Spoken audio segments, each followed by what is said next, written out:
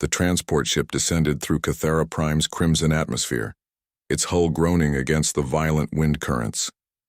Captain Arlen sat in the passenger bay, reviewing the mission briefing on his datapad for the third time. Guard duty. That's what they called it. Babysitting, more accurately.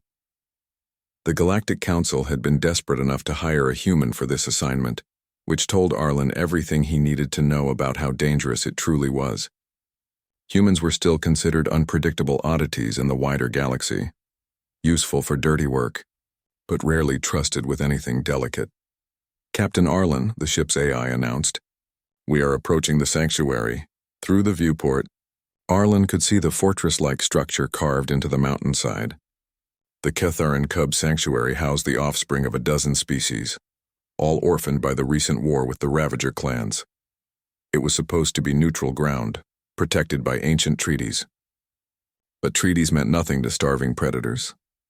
The ship touched down and Arlen grabbed his gear, a standard pulse rifle, combat armor that had seen better days, and a small med kit.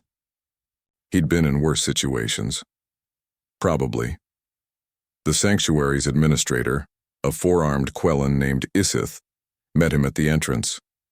Her translucent skin pulsed with anxious yellow hues. "You are the human?" Her voice trembled. "They sent only one?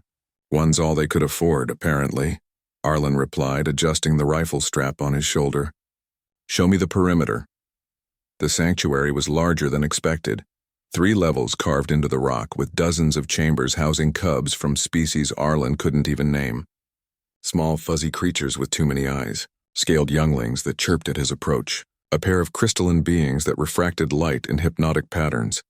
"They're all so young," Arlen muttered. "The oldest is barely 4 cycles," Isith said. "None would survive without protection. The ravagers have been circling for days. They can smell weakness." Arlen set up his command post near the main entrance, installing motion sensors and automated defense turrets. It wasn't much, but humans had learned to make do with less. He spent the first night listening to the strange sounds of alien cubs sleeping. Whistles, growls, musical hums that reminded him of wind chimes. On the second day, they came. The sensors screamed at dawn. Arlen was on his feet instantly, rifle raised, scanning the rocky terrain through his helmet's enhanced vision. Movement. Lots of it. The ravagers emerged from the canyon like shadows given form. Massive, reptilian predators with obsidian scales and eyes that glowed with predatory intelligence. At their head strode Vora, the pack leader. She was twice the size of the others, with scars that told stories of 100 kills. Arlen activated the external speakers. "This is a protected sanctuary under galactic law. Turn back." Vora's laughter was a deep, rumbling sound that made the ground vibrate. "A human?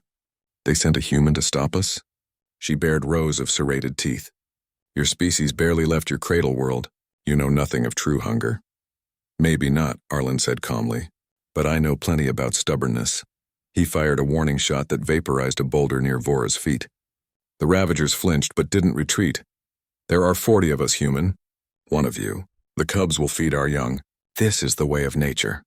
Arlen lowered his rifle and walked out from behind his barricade, standing in the open between the predators and the sanctuary entrance.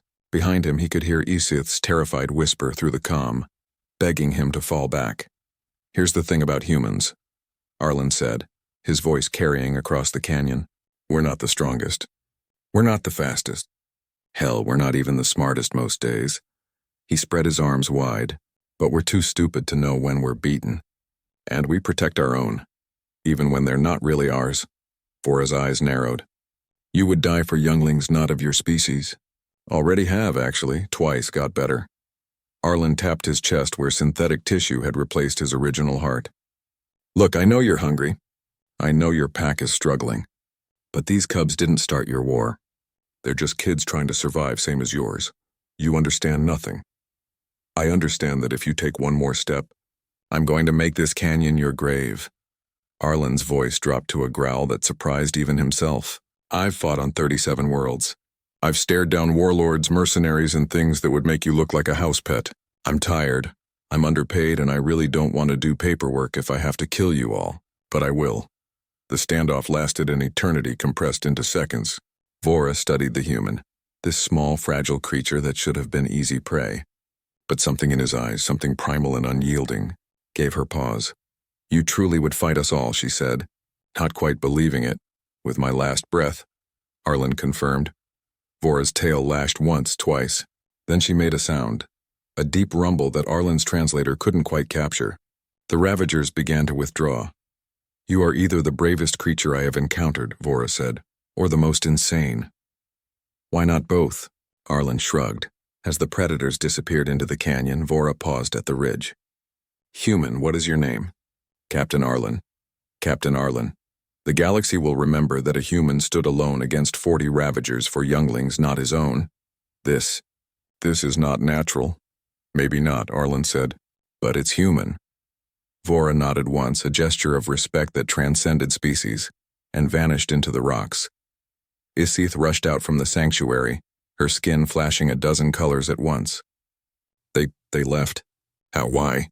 Arlen safed his rifle and turned back toward the entrance, where small faces, furred, scaled, and crystalline, peeked out from the shadows, watching their protector. "Because sometimes the scariest thing in the galaxy isn't the biggest predator," he said quietly. "It's someone who refuses to back down when they should."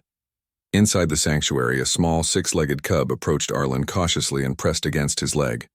He reached down and gently patted its head. "Yeah, kid," he muttered. "You're safe now." And in that moment, the galaxy learned what humans had always known. That courage wasn't the absence of fear. It was standing guard when every instinct screamed to run.